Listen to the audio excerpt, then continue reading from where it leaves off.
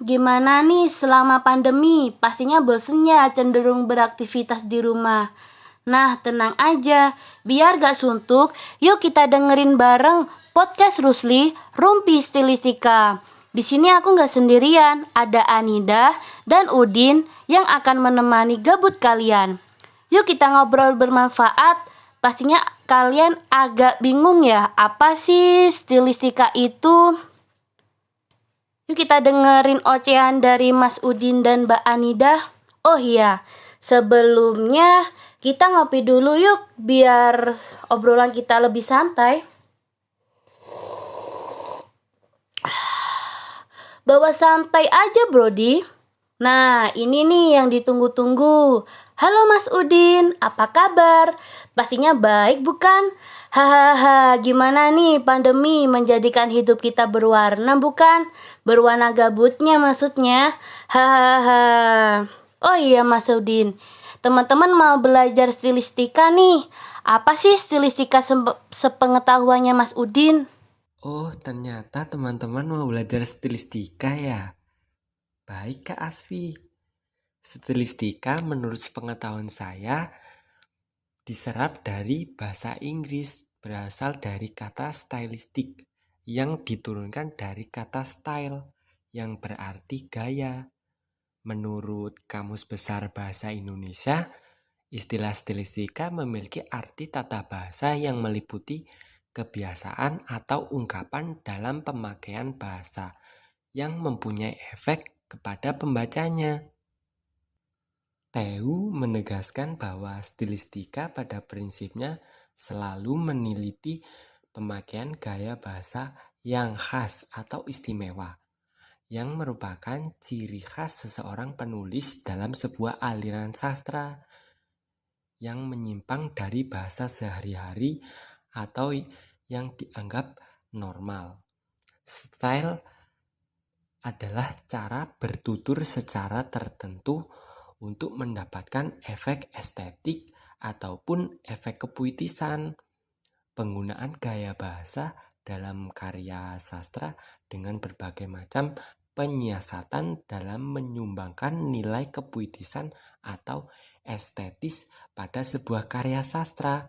Bahkan seringkali nilai seni itu merupakan yang ditentukan oleh gaya bahasanya sendiri.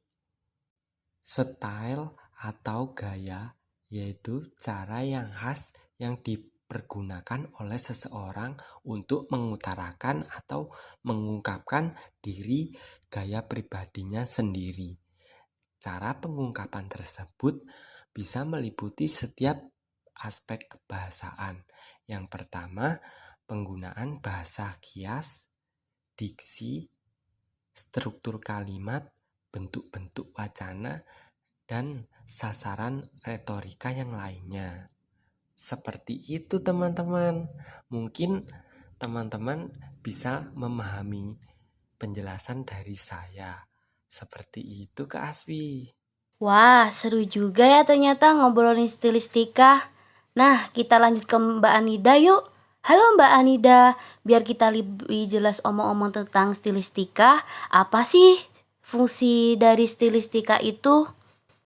Nah, ini nih mulai masuk ke ranah fungsi stilistika. Stilistika tidak hanya tentang pengertian, hakikat, maupun tujuan saja. Tapi, stilistika itu memiliki fungsi dari gaya bahasa. Nah, fungsi tersebut terdapat 4 fungsi. Yang pertama, meninggikan selera. Maksudnya adalah dapat meningkatkan minat pembaca atau pendengar untuk mengikuti apa yang disampaikan pengarang maupun pembicara. Nah, sampai di sini paham? Lalu saya lanjutkan yang kedua. Yang kedua, mempengaruhi atau meyakinkan. Maksudnya adalah dapat membuat pembaca maupun pendengar yakin dan percaya terhadap apa yang disampaikan pengarang maupun pembicara. Lalu yang ketiga, menciptakan keadaan perasaan hati tertentu. Maksudnya apa sih di sini? Maksudnya adalah dapat membuat pembaca atau pendengar hanyut dalam suasana hati tertentu, seperti perasaan gembira, sedih, marah, dan sebagainya. Setelah menangkap apa yang dikemukakan oleh si pengarang maupun pembicara tersebut. Dan yang terakhir, ada memperkuat efek terhadap gagasan. Maksudnya adalah dapat membuat pembaca atau pendengar terkesan oleh gagasan yang disampaikan pengarang maupun pembicara. Nah, dari keempat fungsi stilistika dari gaya bahasa tersebut, kita sebagai untuk mempelajari stilistika juga harus memahami apa sih fungsi stilistika itu yang sudah saya jelaskan tadi, 4 poin tadi. Oh, jadi stilistika itu mempunyai 4 fungsi ya. Oke, kita lanjut ke tujuan stilistika. Bagaimana nih Mas Udin? Tujuan stilistika itu apa sih? Teman-teman, stilistika sebenarnya dapat ditujukan terhadap berbagai penggunaan bahasa, tidak terbatas pada sebuah karya sastra. Namun, biasanya stilistika lebih sering dikaitkan dengan bahasa sastra. Terdapat beberapa tujuan dari stilistika. Yang pertama, menerangkan hubungan antara bahasa dengan fungsi artistik dan maknanya. Yang kedua, stilistika untuk menelaah bagaimana unsur-unsur bahasa ditempatkan dalam menghasilkan pesan-pesan aktual lewat pola-pola yang digunakan dalam sebuah karya sastra. Yang ketiga, stilistika untuk menghubungkan intuisi tentang makna-makna dengan pola-pola bahasa dalam sebuah teks sastra yang dianalisis. Yang keempat, stilistika untuk menentukan pemahaman yang lebih baik terhadap makna yang dikemukakan oleh sastrawan dalam sebuah karya dan memberikan apresiasi yang lebih terhadap kemampuan bersastra pengarangnya. Yang kelima, stilistika untuk menemukan prinsip-prinsip artistik untuk mendasari pemilihan bahasa seorang pengarang. Sebab setiap penulis memiliki kualitas individual masing-masing.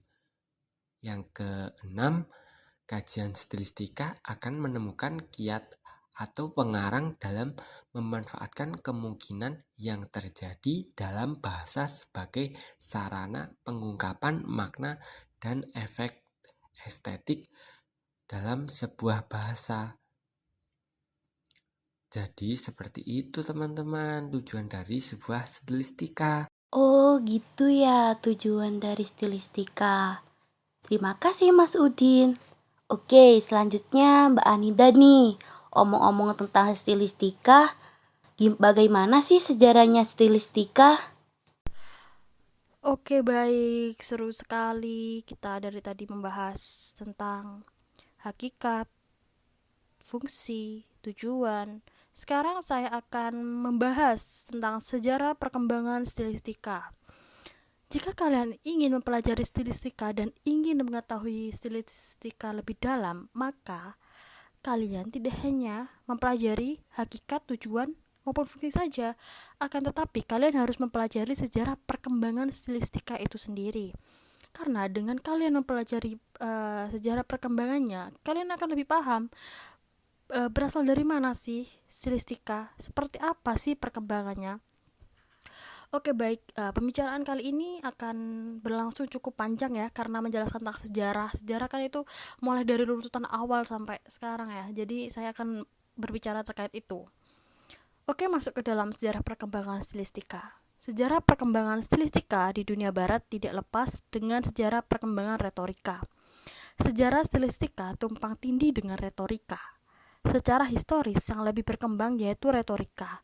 Dalam retoris sudah terkandung masalah-masalah yang berkaitan dengan penggunaan bahasa sebagai gaya, meskipun masih dianggap sebagai pelengkap.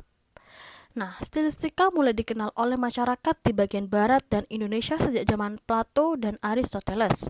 Pada zaman Plato dan Aristoteles, mungkin sangat terlalu jauh dari zaman kita ya. Karena itu terjadi di tahun 1916,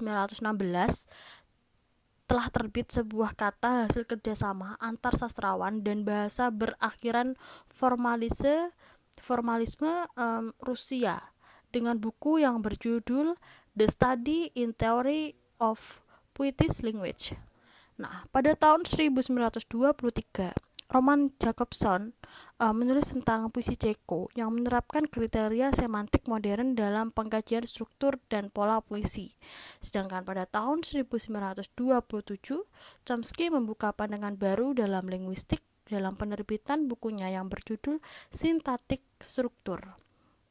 Kesusastraan merasakan dampak pandangan baru itu sih. Ini berbicara terkait perkembangan sejarah stilistika ini masih cukup panjang ya.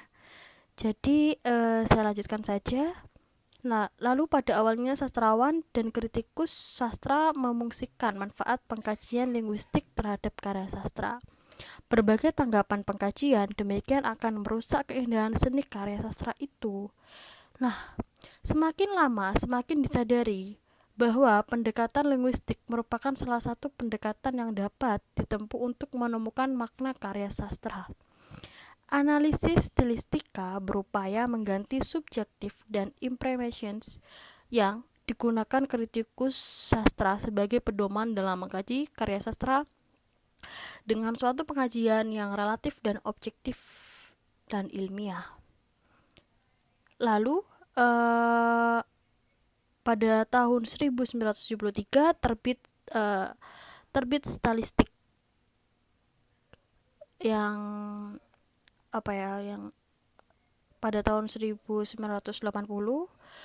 pada saat itu terbit buku Linguistic for Student of Literature A Stylistic Introduction of the Study of Literature Pergamo Funthesis of English. Lalu di Indonesia, stilistika mengalami sejarah dan perkembangan. Pada tahun 1956, Slamet Mulyana menerbitkan buku Peristiwa Bahasa dan Peristiwa Budaya.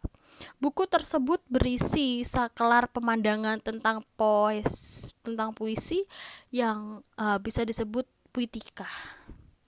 Nah, kalian masih menyimak kan pembicaraan saya terkait perkembangan stilistika ini? Ayo, kita harus bersemangat mendengarkan. Karena ini menurut saya ini informasi yang sangat penting ya. Jangan hanya belajar terkait hakikat, tujuan dan fungsi saja. Kalian tuh harus paham terkait terkait sejarah perkembangan stilistika itu sendiri.